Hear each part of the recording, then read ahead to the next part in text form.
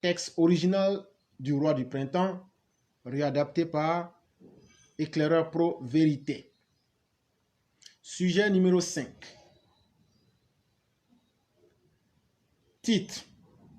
Du 19 septembre 2002 au 11 avril 2011, Laurent Gbagbo, le FPI et la majorité présidentielle, en abrégé LMP, ont fait des autres Ivoiriens des victimes d'un génocide. Selon Zerewe Bilo Daniel, la stèle de Diokwe Carrefour est un symbole pour le peuple Wè. La manifestation d'un vœu pieux, rendre la dignité aux parents morts sous les balles assassines. Mais cette stèle, érigée en mémoire des victimes de la crise, ne fait pas l'unanimité dans un contexte où l'on parle de réconciliation. Sur celle-ci, en effet, il est écrit « Les 28, 29, 30 et 31 mars 2011, la France, l'ONU et la rébellion ont fait d'eux des victimes d'un génocide. » Cette inscription a jeté un froid dans la ville. La chefferie du Guémon, qui dit n'être pas informée de la visite de Laurent Gbagbo sur ces terres, a aussitôt procédé à la suppression de l'écriteau, à défaut de détruire la stèle qu'elle estime inappropriée. Analyse d'éclaireur pro-vérité. Cette analyse se comporte sur un certain nombre de points, dont 4 axes principaux. Le premier point de l'analyse s'intitule « Grand A, comment fabriquer et entretenir la fausse victimisation du peuple Wè ».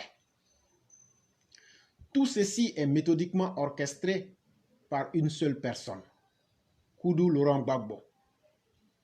Il veut passer par tous les moyens pour attiser la haine et aboutir à une nouvelle guerre civile en Côte d'Ivoire. Sinon, pourquoi depuis 2011, les Wè n'ont-ils pas érigé cette stèle? C'est subitement avec la visite ou la campagne de promenade de Seplou qu'on voit de telles abominations.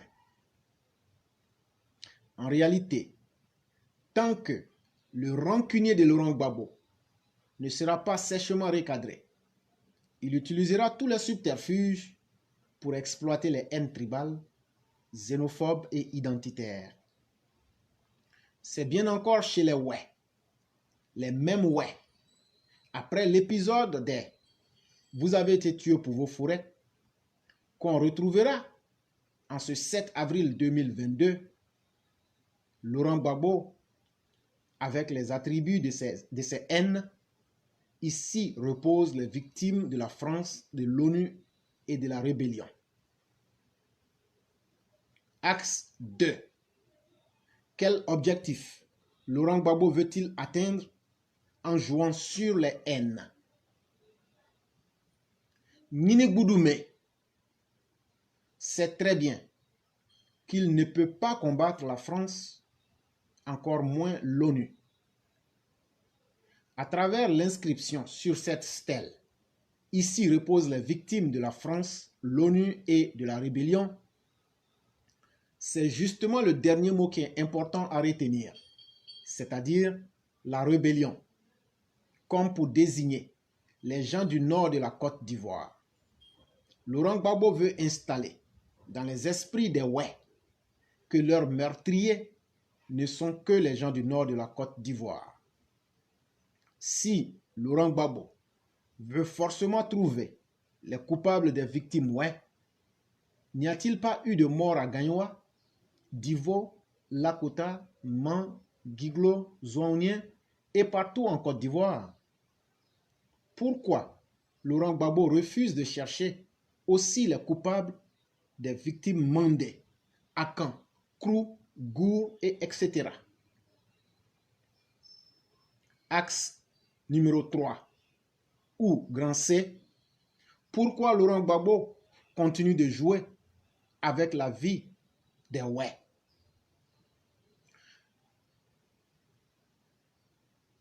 Le Calénion où Laurent Gbagbo a choisi de faire de la sélection en séparant les morts, et c'est le peuple ouai qui se montre facilement manipulable dans son jeu mortifère. Ce méchant et mauvais vieillard qui peut catégoriser les morts d'une même patrie se montre pire que le Satan, car celui-ci n'a que faire des morts. Axe numéro 4. Ou grand D, devoir de mémoire dans la vérité et la responsabilité objective. Ainsi, les victimes ouai seraient-elles plus importantes que les victimes Bété, Akan, Malinké, Sénoufo et toutes les autres ethnies et les opposants au régime de Laurent Gbagbo qui furent systématiquement massacrés par les mercenaires libériens du Limas FS, les miliciens APW, FLGO, Milossi, FLGO de Manglofier et bien d'autres. Que nous dit le peuple ouai relativement aux milliers de victimes Bété, aux milliers de victimes Akan, aux milliers de victimes Malinké, aux milliers de victimes Sénoufo et aux milliers de toutes les autres ethnies et les opposants au régime de Laurent Gbagbo qui se comptent par milliers, qui ont tous été génocidés par les milices tribales ouai du FLGO, du Milossi, de l'APW. Qu'est-ce que vous, les ouai, en pensez? Pour plus de détails, je vous convoque à consulter le document de Human Rights Watch qui donne tous les détails sur les crimes du peuple ouai, les crimes de sang commis par le peuple ouai à travers ces milices tribales que sont le FLGO, les APW et le Milossi. Source du document https://www.org/legacy/report/2005/CDI 0505/4.htm. Dans le même temps, il faut admettre que tout peuple qui se respecte a effectivement droit à faire valoir son histoire et par conséquent ses douleurs. Mais cela doit se faire sur la base de la vérité, dans l'objectivité et surtout dans un esprit de recherche de paix pour ne pas tomber dans les mêmes erreurs qui ont conduit au désastre antérieur. Malheureusement, le peuple ouai voudrait, avec la complicité du criminel de guerre non repenti Laurent Gbagbo, que l'on oublie et que l'on ne prenne pas en compte les massacres perpétrés par le peuple ouai à l'encontre des autres populations ivoiriennes entre le 19 septembre 2002 et le 31 mars 2011. Si l'on peut critiquer la surenchère nauséabonde que fait Laurent Gbagbo et le peuple ouai sur leur victimisation entre guillemets, il ne faudrait pas omettre de stigmatiser l'amnésie et le manque de respect que le RDR, aujourd'hui RHDP, accorde dans le même temps à ces martyrs. Cette instrumentalisation des ouai par Seplou devrait servir de leçon au RDR ou RHDP de nos jours qui, depuis des années d'opposition jusqu'à aujourd'hui, n'a jamais daigné respecter ces milliers de morts en jugeant ou en désignant clairement Laurent Gbagbo comme le bourreau sur un quelconque monument. Aussi vrai que durant les années de dictature de Laurent Gbagbo, ce dictateur tyran sanguinaire, le RDR ne pouvait ériger des stèles comme celle des ouai avec le nom du bourreau Laurent Gbagbo.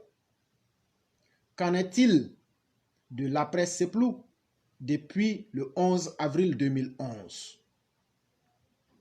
Bien que le RDR-RHDP soit au pouvoir depuis le 11 avril 2011, aucun mémorial pour honorer ses propres martyrs et leur donner un peu de dignité, même dans la mort.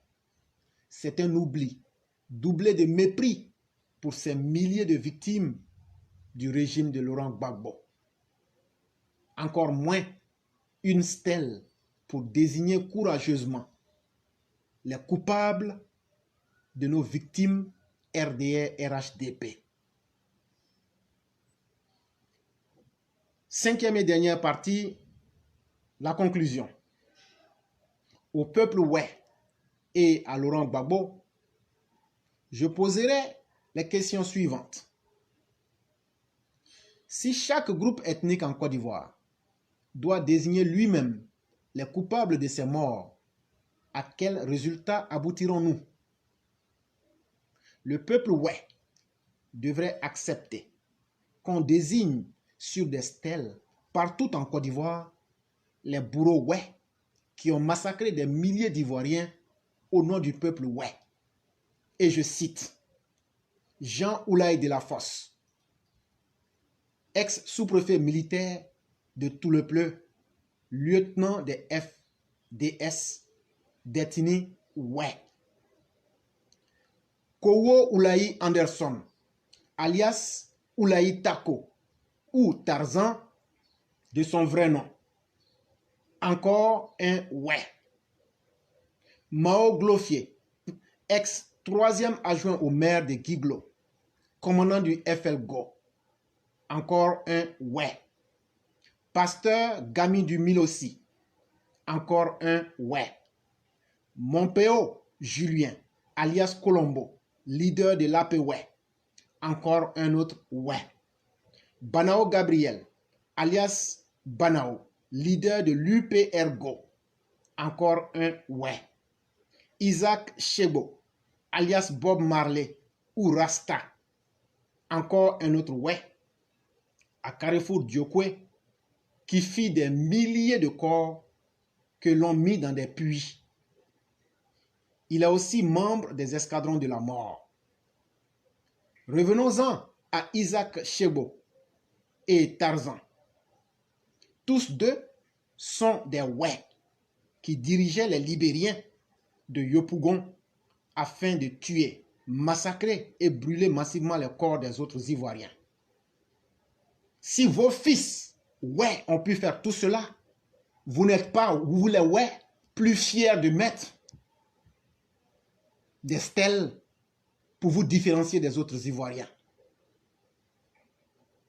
Si chaque parti politique doit indexer ses bourreaux au gré des machinations politiciennes, comme le fait Laurent Gbagbo et les Oué, qui parmi les politiciens ivoiriens a le plus tué les Ivoiriens? La réponse est toute simple, c'est bien votre Laurent Gbagbo,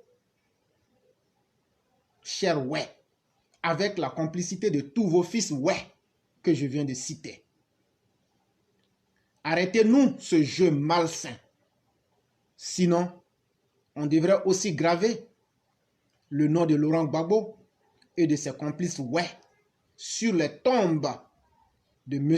T. Émile, du Dr Dakouri, de Guy Robert, de Kamara Yerefe, de Yves Lamblin, sur les charniers de Yopougon, les charniers de Guitronzon, les charniers de Monokozoï, les victimes des escadrons de la mort, les milliers de victimes du GPP, les victimes de l'UPL-TCI, les victimes du Milossi, les victimes de l'UEPERGO, les victimes de la FESI, les victimes de la milice tribale Oué, APWE, Milossi, UPRGO, FLGO, des milliers d'Ouest africains lâchement assassinés en Côte d'Ivoire durant le règne scabreux de Laurent Gbagbo. Nos dirigeants actuels doivent faire beaucoup attention. Laurent Gbagbo est en train progressivement de polluer le débat politique ainsi que les esprits en Côte d'Ivoire pour nous tirer dans ses pourritures morales, et ce, avec ses conséquences. Si nous le regardons faire, les retombées en vies humaines seront très lourdes et les autorités actuelles seront tenues pour responsables car n'ayant rien fait au bon moment pour mettre frein aux velléités macabres de ce politicien gangster connu sous le nom de Laurent Gbagbo. Source Éclaireur Pro Vérité.